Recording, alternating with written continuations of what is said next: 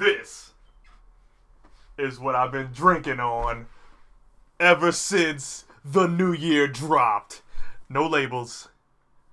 I hope I didn't show too much of the label. No product placement. But this, though, that Wolf Berry, though? But that's not about that, because where are we at? We're in the world of Toriko. Oh, it is back. Brandino,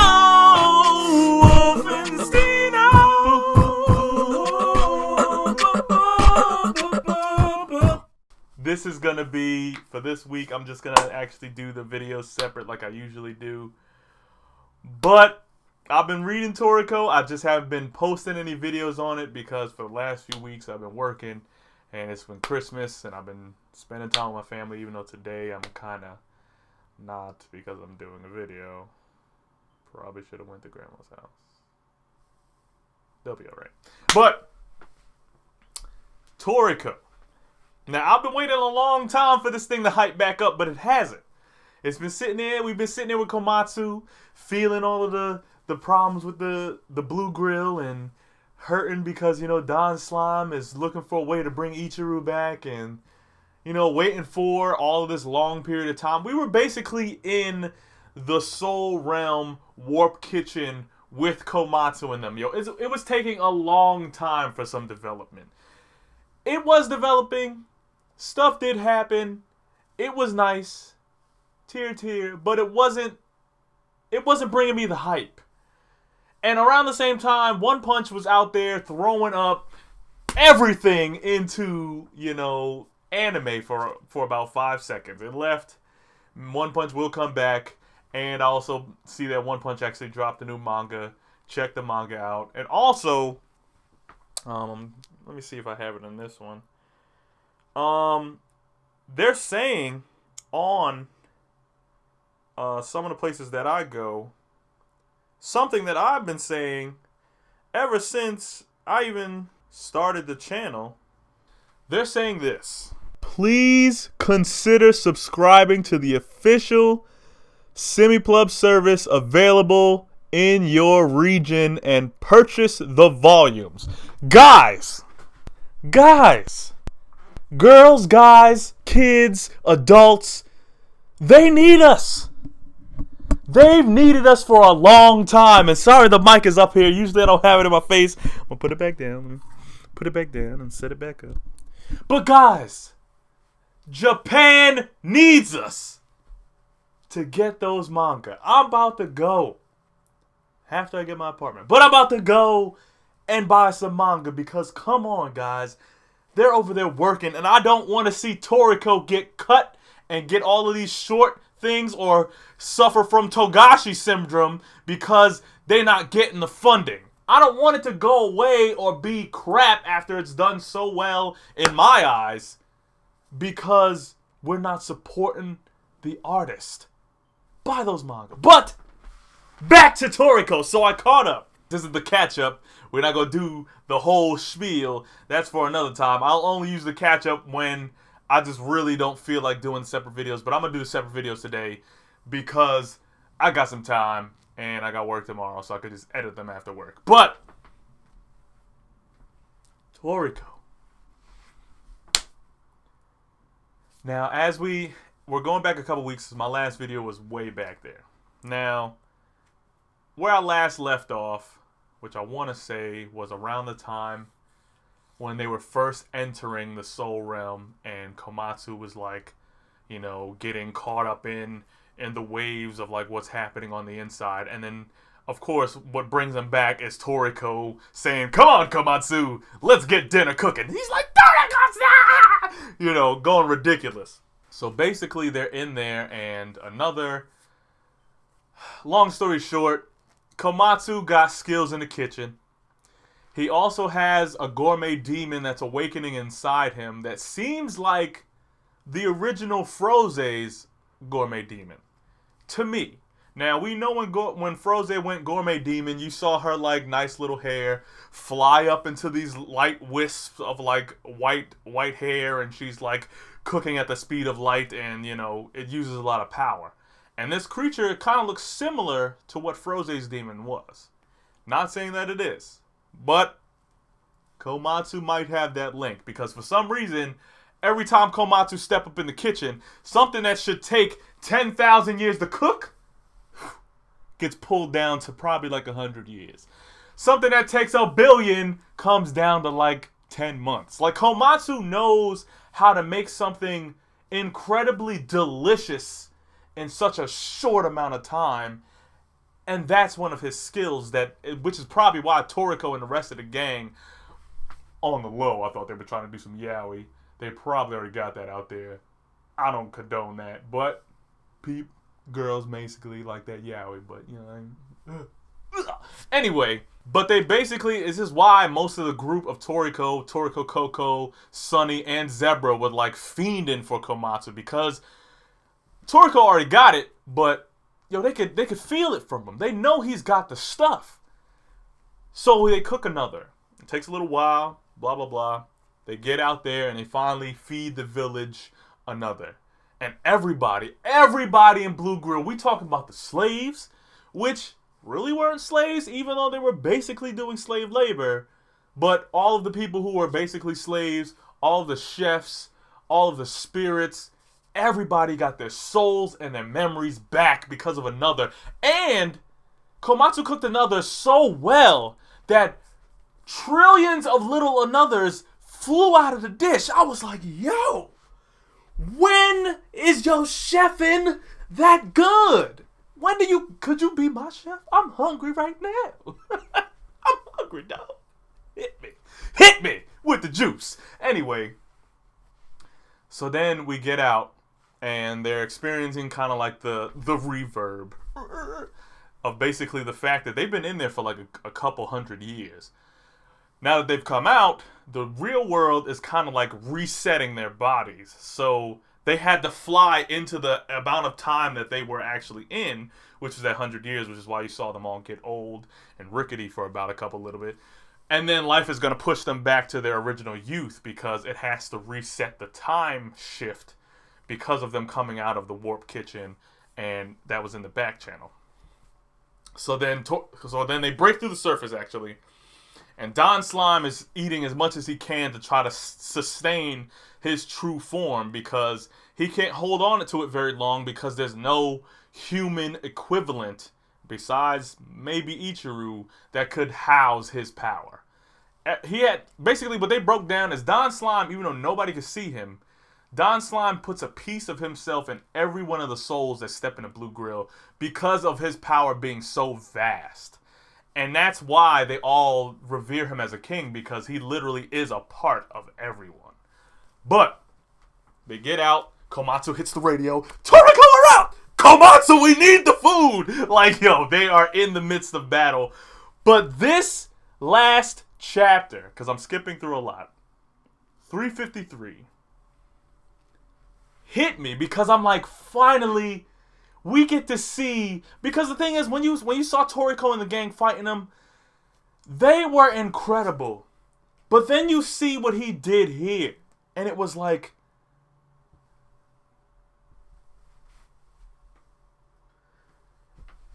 were they even trying? Heracles. Just to start it off, Heracles. Now, remember, Neo shot out all of those little parasites to take over the sections that they were in. Every section had its own little parasite, thinking that it's really gonna step to one of the 8 kings. And Heracles is supposed to be the weakest. The weakest. They describe Heracles' power.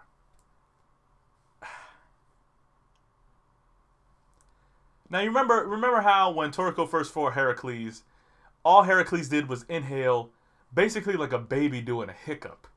And it took all of the air out of the region. Space, basically. Heracles exhaled. They said or she, I don't know if it's a he or she, even though it did birth a child, so Heracles is probably a girl. But Heracles shot out a little bit of air, like a slight exhale, and it shot a beam that ripped through the planet and shot out the other side into space. A slight exhale. For real? That was Heracles' power? Yo, so the whole time she was resting when Toriko rolled up and she did that little inhale to test his might. And then Toriko jabbed her in her shit and caused her to have a premature birth. All of that, but Heracles was holding back? But wait, we go to the next region. Now, Monkey King Brandino, you know he's a cannon. You know his little compact is about to whop this thing, whop this thing into the next week. He goes in. The creature tries to come in and tries with all its might to hit him. And he's just like, yeah, finally a challenge. Yeah. Finally, a challenge! And he's like beating the crap out of this creature until it is dust. And basically after that, Monkey King Brandino is sad because he's like, oh, I had some time for some fun and it's gone.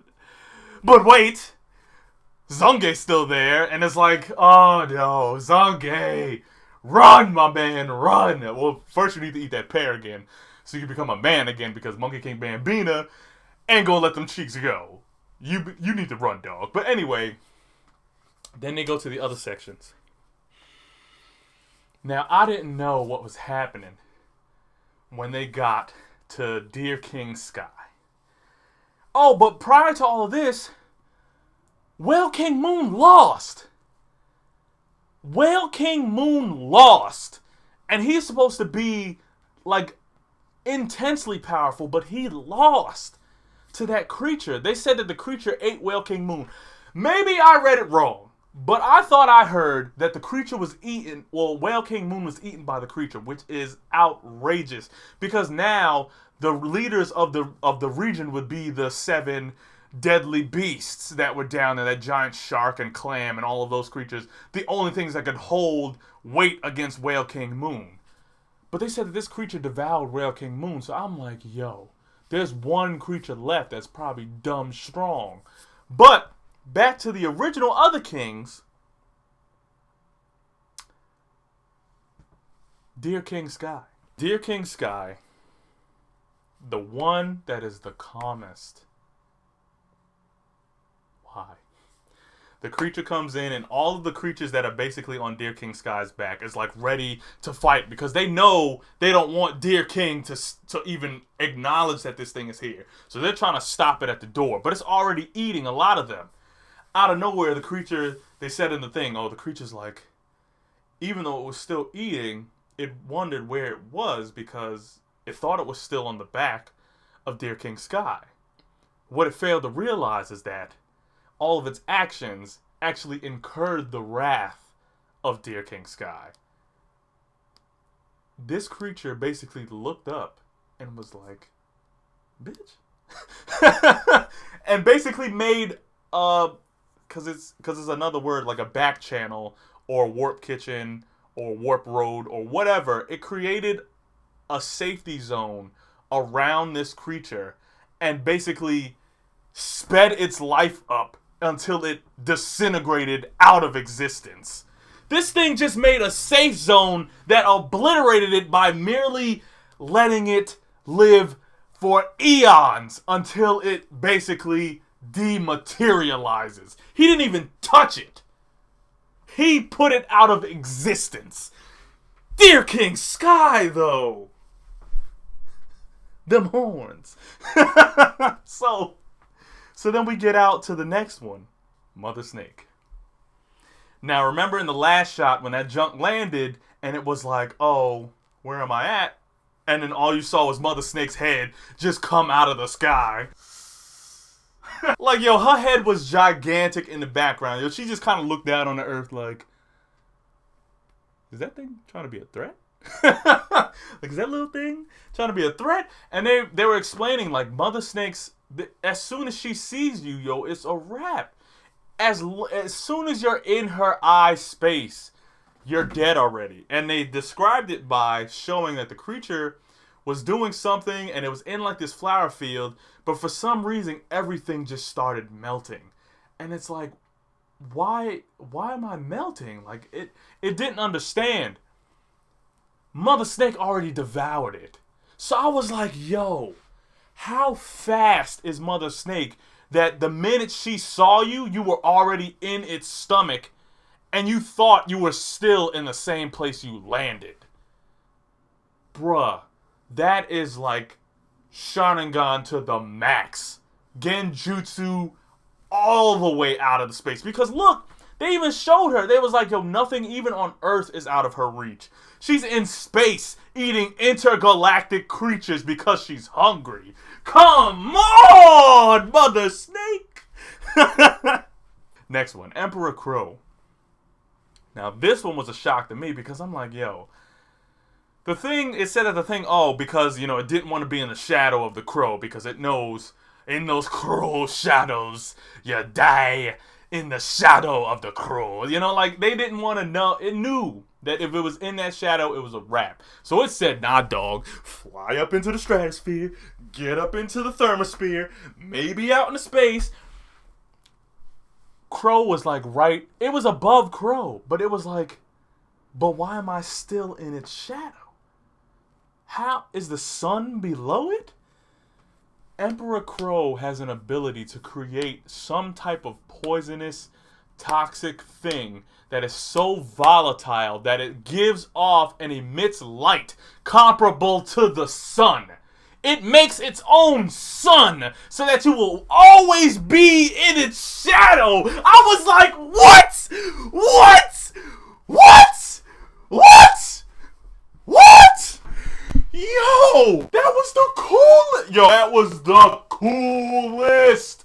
Emperor Crow. But, yo, that thing was fire. I was like, oh my god. So it created something it has to be out of poison because, like, what other matter can Emperor Crow control? Like, what other, like, molecules could it mess with? It only would be poison. But what poison would cause a chain reaction so powerful that it would ignite into something that basically creates its own, like, light? Like, how are you doing? Like, what chemicals are you making? What lab have you been? Where did you get the science for this? Like, whew. Then they brought it back to Toriko and Stardew, and Toriko's sitting there like, I fought the 8 Kings twice before, and, I lost every time, but I think I can do it now, because Stardew's, like, kind of worried, like, Toriko's a little tired. But then I'm looking and I'm like, so wait, you fought the 8 Kings twice? So what you're saying, Toriko, is that in those 2 years that you were in the gourmet world, you went to each one of the continents and fought one of the 8 kings? Even though you lost, you came back. Is that what you're trying to tell me? You was already fighting the kings, so you already know? I'm a little shocked by that. I don't know if I read the statement right. It could have been, the translation could have been, a little off. But I'm like, he couldn't have fought all 8 kings twice already, and is now fighting them again because he actually needs to now. What? Like, how OP are you? But anyway, they're over there staring into the eyes of the wolf, and the wolf isn't even staring back. The wolf wasn't even looking at them because they realized, like, they're like, okay, we gotta get ready. And Stardew is like, yeah, had that air, and he's pulling up his demon hand and everything.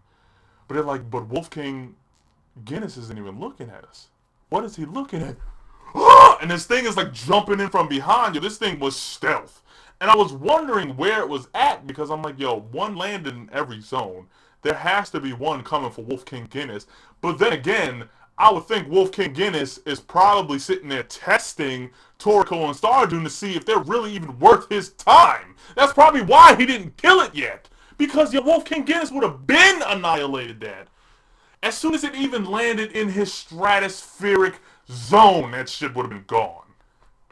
But he let it drop because he wants to see what these heavenly kingdoms are about. He wants to see what that Gmo Corp, with that Star June, with them extra people, Live Bearer. He wants to see what these people are about because he wants to know if they're willing to do what it takes to get to God. Wolf King Guinness, leading the pack all the time. Wolves on wolves on wolves. That's my Toriko review. I'm sorry I'm hyped right now because Toriko really revitalized the hype. I've always been hype about Toriko, but the last few weeks it's just been about cooking, and it's just been making me hungry, and then I've been going to my family's houses and just eating. I've just been eating on New Year's, just eating. All I've been doing is eating because of Toriko. And now I'm hype again. I'm about to start working out. I'm about to get my fork knife back in the game. So thank you for watching. If you liked the video, comment down below, subscribe all over here. And don't let the fact that even though for the last few weeks Brandino's been down, but it's 2016, dabbing for life, don't you ever think that I'm going away and get you down. Because the dawn always rises on a new day. That thing would be to subscribe.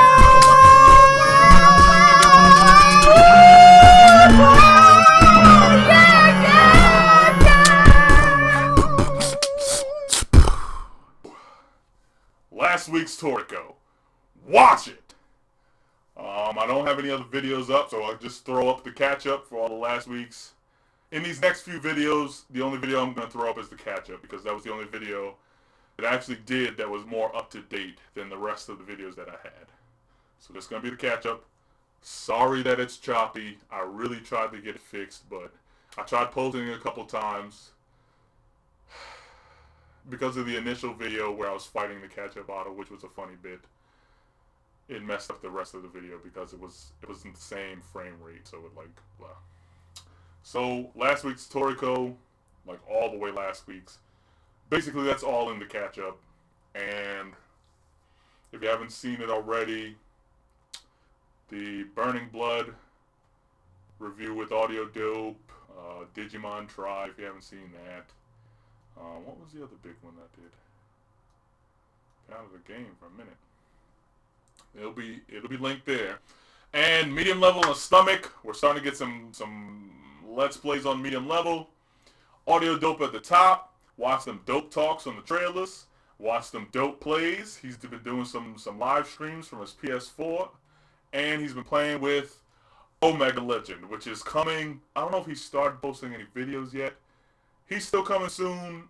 I'll have to talk to my boy to see if he's there, but he's still coming soon. But medium level, Audio Dope, Omega Legend, check out the old videos, and 2016, we're going to bring the heat all the way.